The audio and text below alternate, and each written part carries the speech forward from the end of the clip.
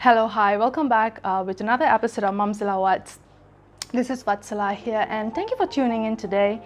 All right, so this is going to be a special episode because I'll be sharing a little bit about my journey of becoming a mother, and it was not an easy one either. So, maybe this might be inspiring for some of the women who are in their journey to become a mother.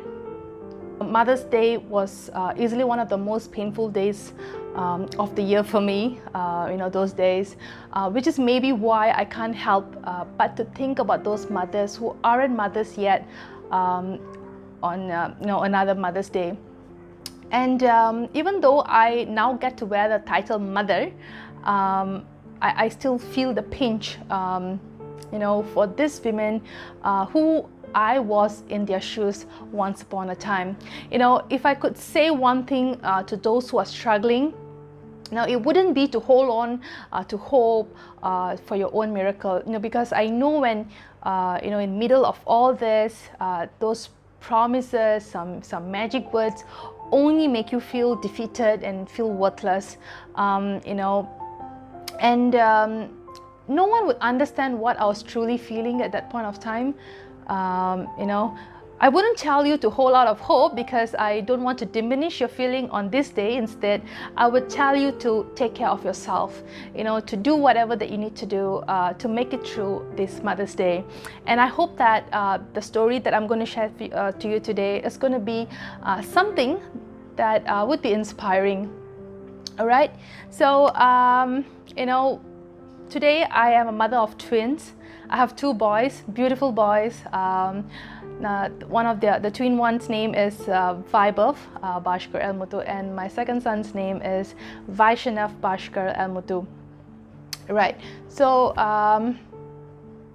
these boys were my 12th IVF cycle. The fruit of my 12th IVF cycle. And if you ask me, I have undergone 8 fresh IVF, it means a fresh cycle, and 4 frozen cycles. So those who are undergoing IVF cycles, you're pretty sure what are the terms that I'm using about. So I need not explain further about it. And then, when I was trying to conceive, it was almost 8 years when the boys, arrived. Of course, 2 years of trying to conceive, I went to see a fertility specialist. We went through, the routine ones, ovulation induction, and then we had to undergo IUI, and then we have to undergo IVF. Checking your skull, your tubes, all those kind of things. I even did laparoscopy once. So, as I said earlier, I had about 12 IVF cycles, 8 fresh and 4 frozen. And then I had 2 miscarriages. So one was at 16 weeks, one more was quite early, it's about 9 to 10 weeks. That was also twins. It was a fruit of my frozen transfer. The earlier one was, a fresh IVF transfer.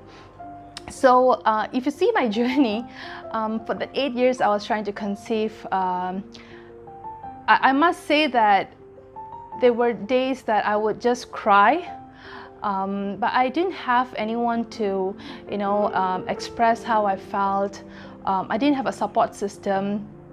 And thank God, because I was a biomedical graduate, that I loved reading journals. So I really started reading a lot of journals at that point of time.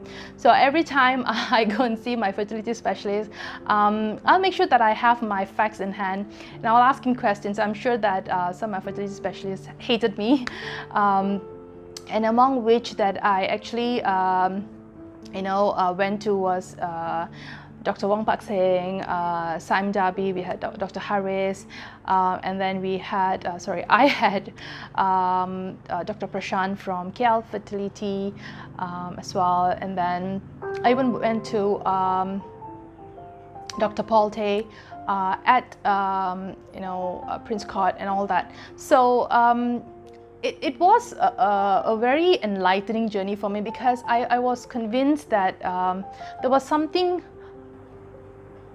So yes, I had my first miscarriages. I had my first. All right, so I had my first miscarriage at 16 weeks. That was my first baby. I was a baby boy. I lost him on 22nd of July 2012. That incident is very fresh in my mind because you know, that was a baby that I conceived after 6 years. You know, yeah, 6 years of trying, you know, after the 12 weeks, the doctor tells you that, okay, fine, you're safe now. You know, you have passed through that period of time. But unfortunately, you know, due to some incidents, I had my cervix opened due to cervical incompetence, and I had to deliver the baby in the labor room. But I couldn't bring back the baby home because it was just 16 weeks. So it was a very painful incident for me because it took me nearly about 1 year for me to recover from the depression, and I certainly didn't know that I was undergoing depression, you know, because yeah, it was just not in the list at all. There was no awareness about it. You know, who has postnatal blues post miscarriage? You know, no one told me about it, and neither did I read about it, right? So it took me so long to, you know, convince myself that, okay, you're going to try this again. You're not going to give up this time, you know, just like how you didn't give up for all the previous cycles. Just keep doing it, right? But what went wrong was I was so determined that I'm going to do this for the next, you know, 2 years. I constantly tried either fresh IVF or frozen IVF every 3 months once, but my body wasn't ready. You know, I wasn't ready mentally, my body wasn't ready, but I was just so angry at myself for, you know, letting my baby die.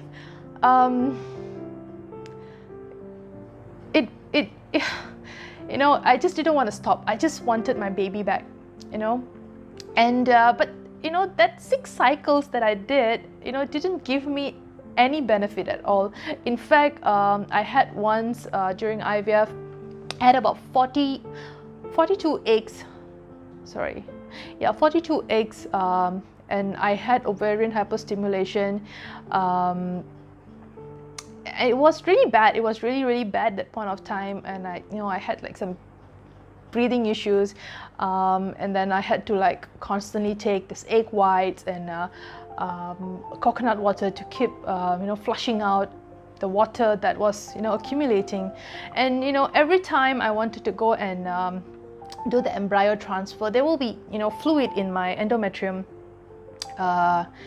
cavity. So I was always wondering why was it. And then if today you ask me, I thought of thinking, okay, that was a hydrocephalus tubes. There was backflow of fluid into the endometrial cavity, and probably interfered even with my implantation. I didn't know. I just don't know. I'm just assuming.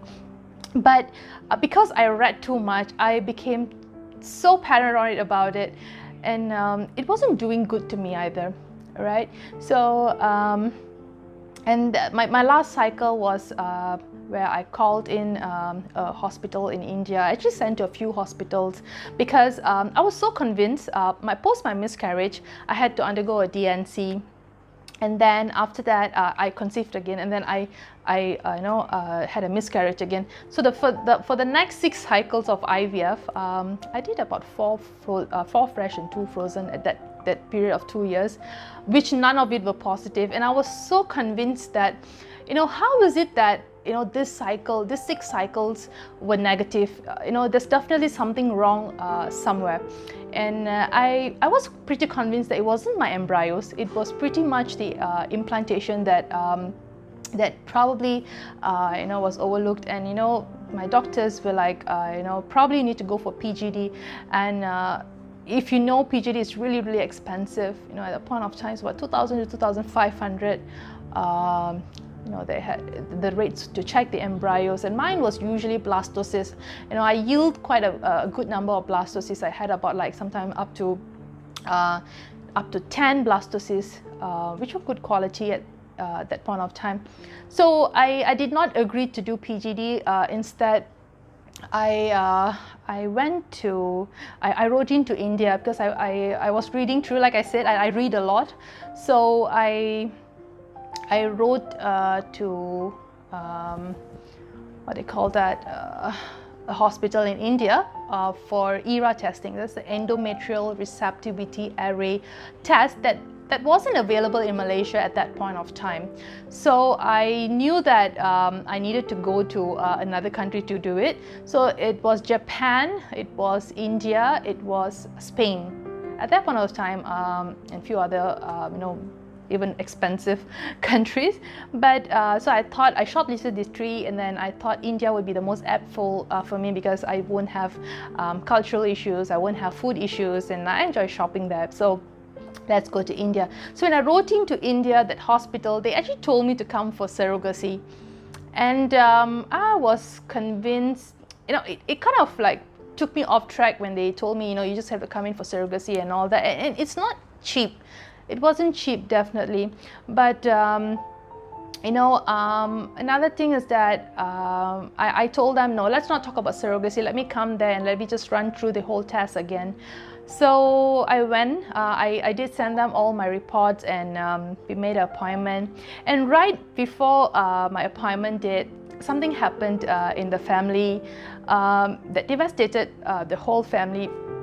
My in-laws, they actually passed away in an accident, and it was a tragedy. It's definitely a tragedy because losing one parent is definitely already heartbreaking, and at that point of time, losing both of them, my in-laws, my parent-in-laws, were very heartbreaking. But my last conversation with them was to go to India to do this IVF. So I was so determined of going, and Monday is my flight, and Friday they passed away. So we Indians, we have a lot of things to do, and I had to stay back because I was the eldest daughter-in-law of the family. So many things has to be done in the family. Of course, everyone was mourning. It wasn't easy for the family either. I still could recall how my younger sister-in-law was very, very heartbroken. My husband, my other sister-in-law, and all that. So it was a very tough time for the family. And then so upon 2 months, after 2 months, I decided, okay, I am just going to go on with the treatment. So I went down to India, and for me, it was the last promise that I actually made to my in-laws. And the last word from him, my father-in-law, was, in Tamil, he said, it means, go this time, everything will be well and fine. So that word, definitely gave me, okay, I'm just going to go for him, for myself, for this one last time. And this point of time, it was, I don't care about anything, I'm just going to gamble. I didn't go with a mindset that I want to get pregnant, because I was already told that surrogacy was my option. And when I went there, they did my blood test and everything. So I was supposed to be scheduled for ERA testing. However, the doctor advised me, why don't you just try one fresh cycle and you just maximize your chances. So in Malaysia, because I have cervical incompetence, they would not transfer more than 2 embryos, but there it was a gamble. They actually transferred 4 morulas, which is a huge, huge gamble, because each of the morulas can even split to become quadruplets, or even more, multiples, which is it's just a huge risk for me with my cervical incompetence history. So but they went on, they did endometrial scratching on day 3. They did on the day of my when they were extracting my oocytes, they actually applied granulocyte stimulating factor. It sort of increases, helps to build up the endometrial layer in your womb. And then they also tried on the day of my transfer, they did intrauterine HCG injection, which is sort of injecting HCG hormone into your intrauterine cavity. It sort of like tricks the uterus that you're already pregnant, and so the brain signals to send in more blood flow and all that. I don't know, this is based on what I read, but you might want to read about it. And then of course that 4 embryos, that was definitely a gamble, because no doctors in Malaysia would want to do that for me. I wouldn't encourage it either, because I did ask what happens if all 4 becomes a baby. They said they might do reduction. So doing a reduction, one of the risks is definitely miscarriage. All right, so I was like, okay, fine, I'll just do it. Anyway, this cycle is it's just to gamble anyway. Though I gambled so many times, that gamble was I want to get pregnant, but this gamble was like, do whatever you want, I'm just going to enjoy myself, I'm just going to enjoy my stay. I did shopping in India. I was alone. My spouse was back here. So, and then he came in 2 weeks once to come and visit me, and it was very stressful because I had no one with me there. I couldn't bring my mom. My mom is a rheumatoid arthritis patient, so I cannot bring her over there. But I was alone and surviving all alone. And yeah, after about after my transfer, about 3 or 4 days,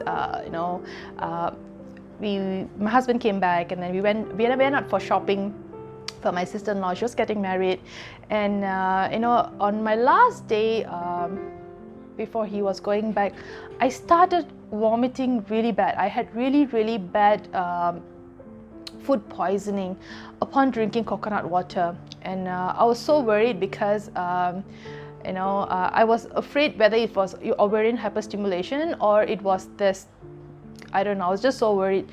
So immediately went to hospital. They actually took my blood, they checked, and there was a HCG increase there, traces there, but we wasn't sure whether it was the HCG from the injection earlier given to me, or it was a pregnancy HCG.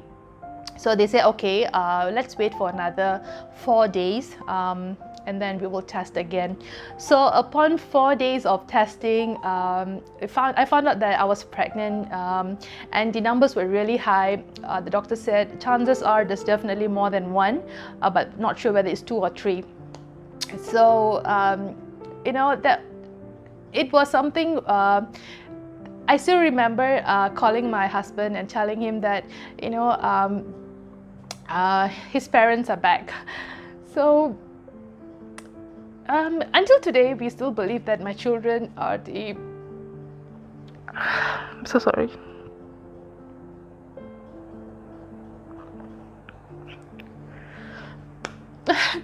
My children are the reincarnation of my parent-in-laws. I think it's because of the promise they gave to me.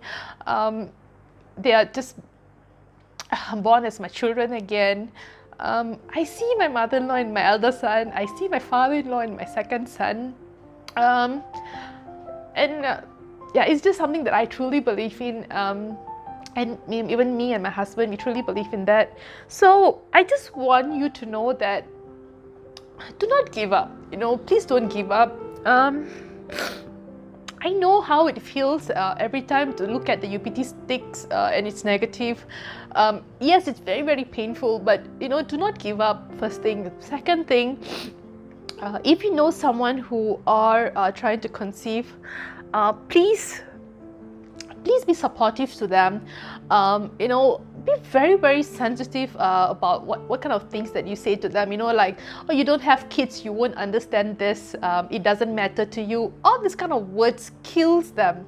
It kills them alive.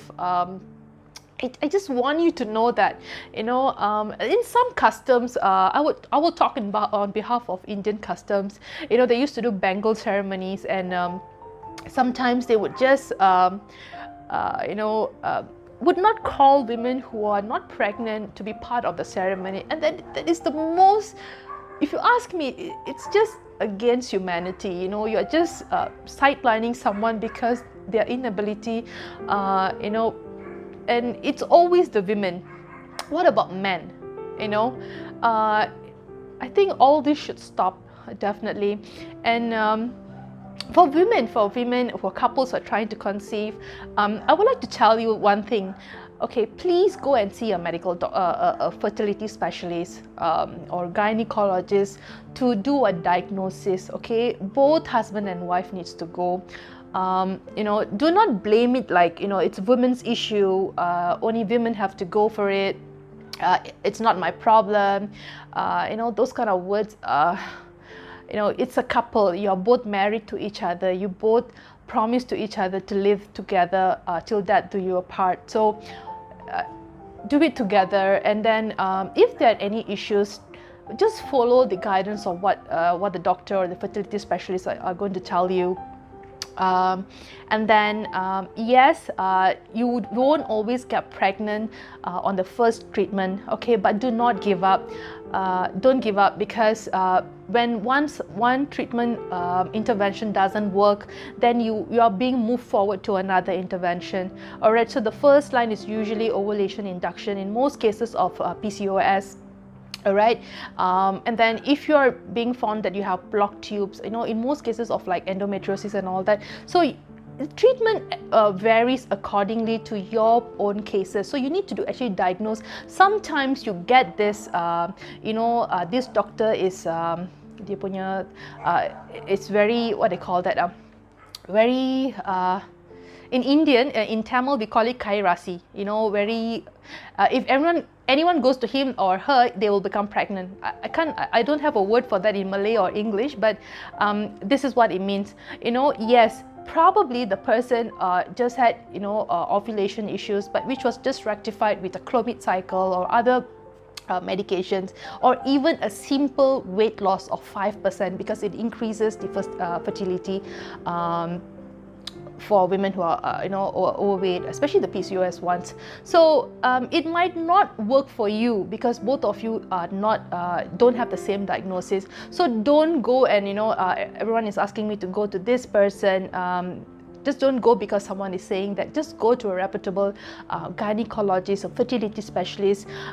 In today's date, I mean today we have LPPKN, which is affordable. You know, it's not as expensive. You know, if you ask me how much I actually spend just to make a baby, close to at least 180,000, 200,000. My delivery alone was 32,000.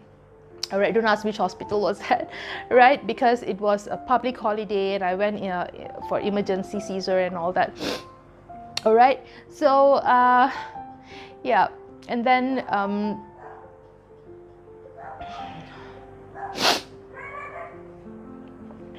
all right, so and most importantly, don't give up. You know, the whole world can give up on you, but you cannot give up on yourself. Yeah, secondly, if you don't want to, you know, tell people about whether the cycle is positive or negative, you don't have to tell people that you're actually undergoing treatment.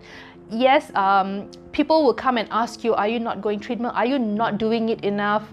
You know, all these kepochi questions, just ignore them because it is so oblivious. How can you ask? No, sorry. It is a very rude thing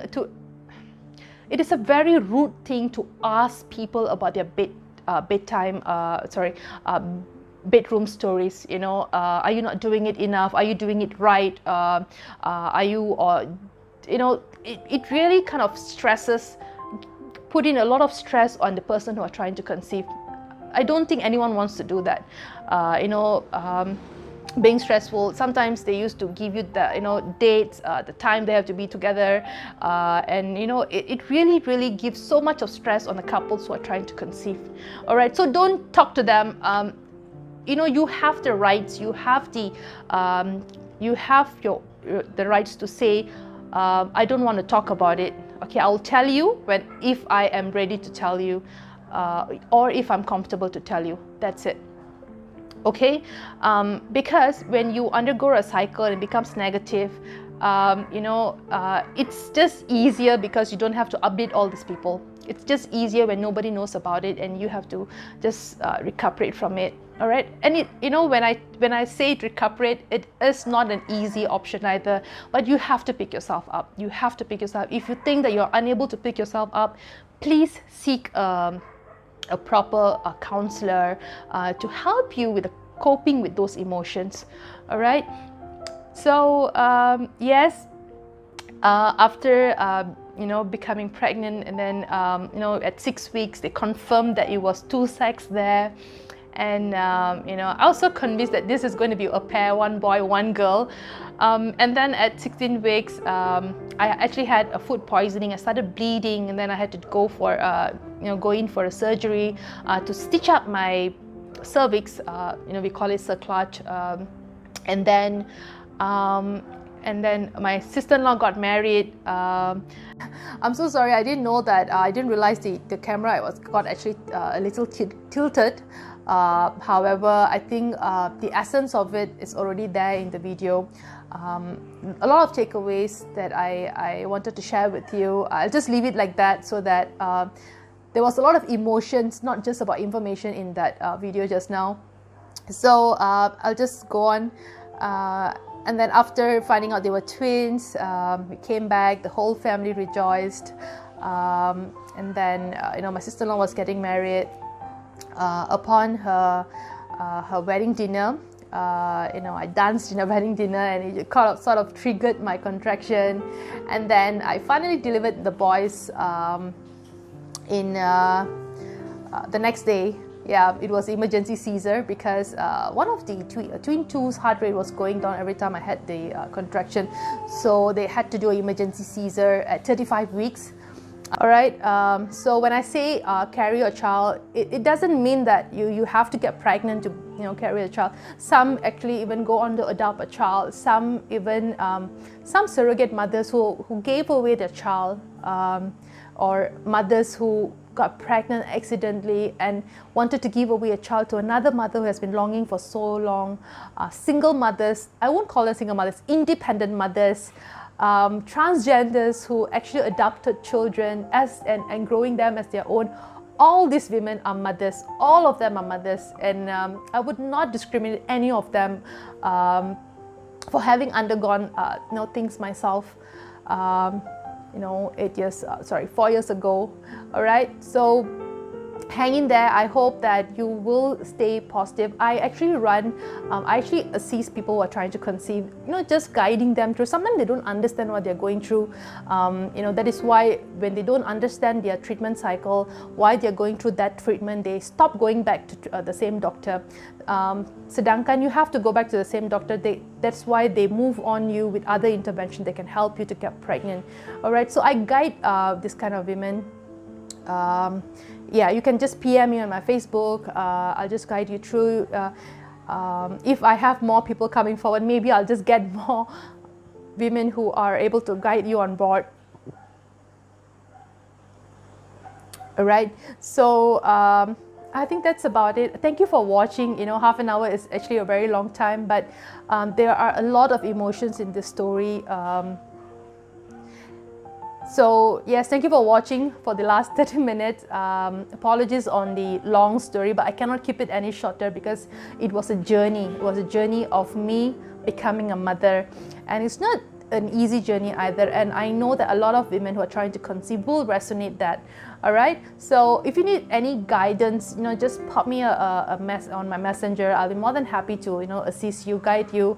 However, I do attend to other cases, priority cases such as suicidal and domestic violence, which goes into my top priority list. But you can just leave your messages there. I will definitely attend to you. Maybe even if it's not on time, probably another 1 or 2 days. And if you don't hear from me, you can just ping me again. But maybe in case you forget. Yes, I do forget. I can get overlooked at messages. I'm so sorry for that, but I am still surviving, still trying to struggle here and there. But this definitely gives me, the purpose of my life. All right, so I'll be there if you need me anytime. Just buzz me. Thank you for watching. Signing off, Vatsala. Please like, share, subscribe this channel, Mom's Village, and see you again on my next episode, maybe with another story. Till then, bye.